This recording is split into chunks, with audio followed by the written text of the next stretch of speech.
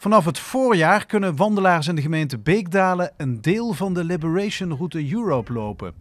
Een in totaal 10.000 kilometer lange route tussen Londen en Berlijn die ook de geallieerden aflegden aan het eind van de Tweede Wereldoorlog. De toeristische sector in Limburg is blij met het nieuwe product. We zijn hartstikke blij dat we nu als heel Zuid-Limburg kunnen uitdragen dat we een hart hebben voor de Tweede Wereldoorlog. Voor zover we dat nog niet hadden natuurlijk.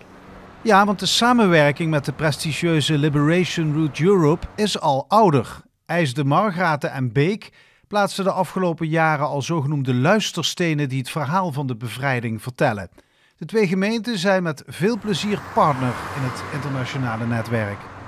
Het partnerschap van die Liberation Route was voor ons belangrijk dat we als klein museum en ook begonnen als particulier initiatief ook een stukje onderdeel waren van een groter geheel.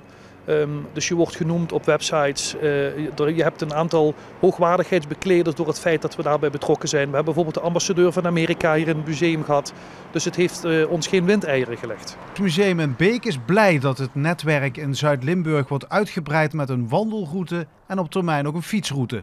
Als die inderdaad hier langs zou komen en dat zou weer wat extra bezoekers opleveren, daar zouden we heel blij mee zijn. Ik denk ook dat het een leuke afwisseling is voor mensen die dit wandelen of die dat fietsen. Dat je ook een museum op de route hebt, zodat je dat ook kunt bezoeken. Zijn ze ook daadwerkelijk hier langsgekomen, die geallieerden? Ja, hier in Beek zeker. 17 september 1944 zijn wij bevrijd, dus ze zijn wel degelijk hier ook langsgekomen. Een aantal maanden daarvoor hebben hier Duitse soldaten in dit pand nog gebivakkeerd voordat ze gestationeerd werden voor operatie Market Garden, die dan natuurlijk nog moest gaan plaatsvinden. Dus dat is wel degelijk overal waar je bent, beleef je het ook voor een stuk. Voor de historisch geïnteresseerde wandelaar zijn er markeringspunten langs de route gemaakt, zogenoemde vectors. Ze zijn ontworpen door de bekende Pools-Joodse architect Daniel Liebeskind.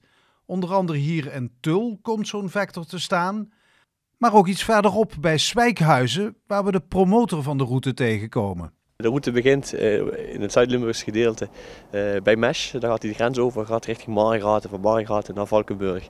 En uiteindelijk hier richting Beekdalen en verder door richting Sittard en Echt-Zusteren en verder Limburg in. Ja. Is dit ook echt de route die de geallieerden hebben afgelegd? Nou, dat niet helemaal, maar het is globaal de route die ze hebben gedaan.